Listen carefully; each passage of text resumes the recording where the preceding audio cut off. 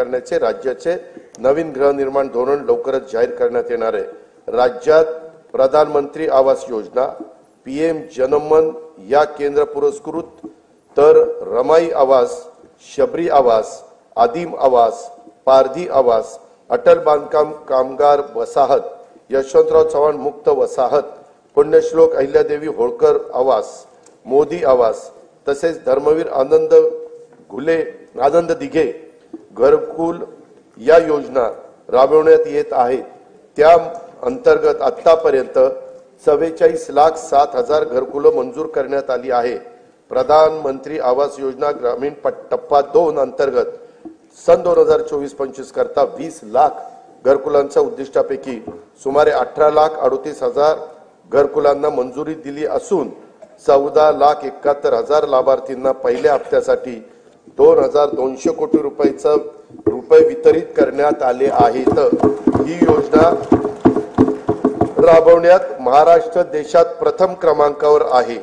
लोकप्रतिनिधी आणि लाभार्थींच्या मागणीला प्रतिसाद म्हणून राज्य सरकारकडून या योजनेच्या अनुदानात 50,000 रुपयाची वाढ करण्यात येणार आहे। या सर्व घरकुलांच्या छतावर सौर ऊर्जा संच देखील बसवले जाणार आहेत।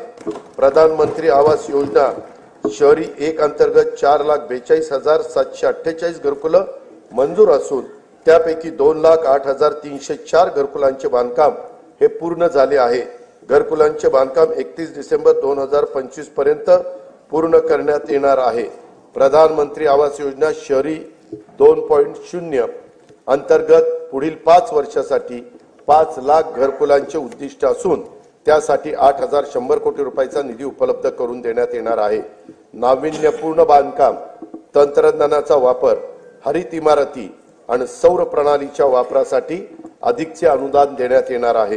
पंतप्रधान सूर्यघर योजनेतून आतापर्यंत 1,30,000 घरगुती ग्राहकांनी 500 मेगावॉट पेक्षा जास्त क्षमतेचे छतावरचे सौर ऊर्जा संच स्थापित केले असून त्यांना आतापर्यंत 1,000 कोटी रुपयांचे पेक्षा जास्त अनुदानाचा लाभ देण्यात आला आहे। 0 ते 100 युनिट वीज वापरणाऱ्या सुमारे 1.5 कोटी वीज ग्राहकांना छतावरील सौर ऊर्जा संच खरेदीसाठी अनुदान देण्याची योजना राज्य सरकारकडून सुरू करण्यात येणार असून या योजनेमुळे येत्या काही काळात राज्यातील सुमारे 70% वीज ग्राहकांचे वीज बिल टप्प्याटप्प्याने शून्यावर येणार आहे। सातारा जिल्ह्यातील मान्याची वाडी व टेकवडी या गावांना सौरग्राम म्हणून घोषित केले असून त्यांच्यासह अन्य 8 गावांचे सौर ऊर्जेचे 100% विद्युतीकरण करण्यात येणार आहे। वैद्यकीय महाविद्यालय आणि आरोग्य संस्थांसह राज्यातील सर्व शासकीय कार्यालयामध्ये सौर विद्युत यंत्रणा स्थापित करण्यात येणार आहे। राज्यातील 52,500 रास्त दुकानांमधील ई-पॉस मशीन इलेक्ट्रॉनिक्स वजन काट्यांना जोडण्यात येत आहे।